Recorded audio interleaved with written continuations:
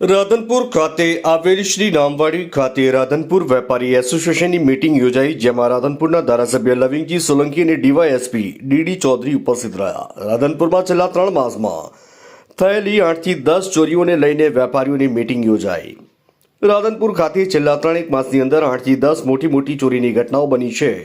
કેટલીક ચોરીની Radhanpur police station ખાતે ફરિયાદ નોંધવામાં આવી છે, તો કેટલીક ચોરીની પોલીસ દ્વારા ફરિયાદ લેવામાં નથી આવી. તેને લઈને રાધનપુરમાં થતી ચોરીઓને ધ્યાનમાં રાખીને પોલીસ એક પણ ચોર પકડી ન શકી હોય ત્યારે પોલીસ સામે સવાલો ઉઠ્યા.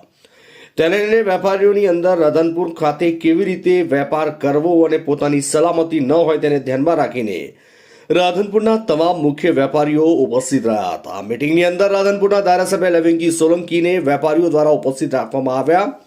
સાથે ધારાસભ્ય લવિંગજી સોલંકી દ્વારા ડીવાયએસપીને ઉપસ્થિત રાખ્યા હતા.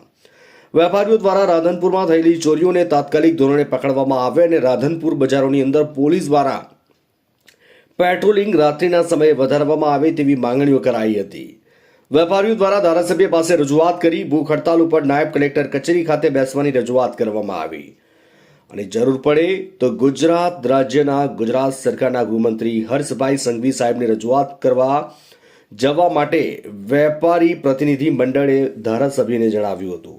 આ પ્રસંગે ધારાસભ્યએ જણાવ્યું કે ટૂંક સમયની અંદર આવી ચોરીઓ પકડાઈ જશે અને ચોરોને પકડી લેવામાં આવશે અને જરૂર પડે તો હું વેપારીઓ સાથે છું. ત્યારે વેપારીઓની ચોરીઓ થતી હોય ત્યારે પોલીસ ફરિયાદ ન લેતી હોય તો અઢી મહિનાથી પોલીસ દ્વારા ફરિયાદ લેવામાં ના આવતી હોય ત્યારે વેપારીઓને રાધનપુર પોલીસ ધક્કા ખવડાવતી હોય તેને લઈને વેપારીઓ દ્વારા ઉગ્ર રજૂઆત કરવામાં આવી. ધારાસભ્ય ડીવાયએસપી સાહેબે ખાસ નોંધ લીધી અને જરૂર પડે તો ગૃહમંત્રી સમય રજૂઆત કરવાની ધારાસભ્યએ ખાતરી આપી. ટૂંક સમયમાં રાધનપુરમાં થયેલી ચોરીઓ પકડી પાડવામાં આવશે અને રાધનપુર બજારની અંદર પેટ્રોલિંગ વધારાશે તેવી ડીવાયએસપી ડીડી ચૌધરી અને વેપારીઓને ખાતરી આપી હતી.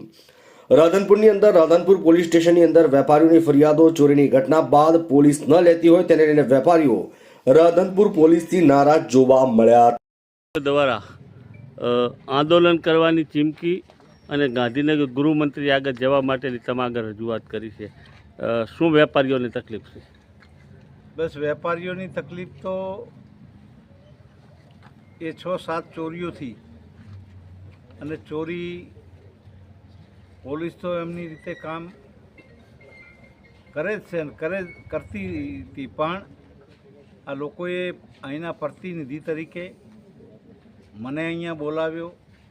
મેં પણ એમની પૂરેપૂરી રજૂઆત સાંભળી અને અહીંના ડીવાયએસપી સાહેબ હકીકતમાં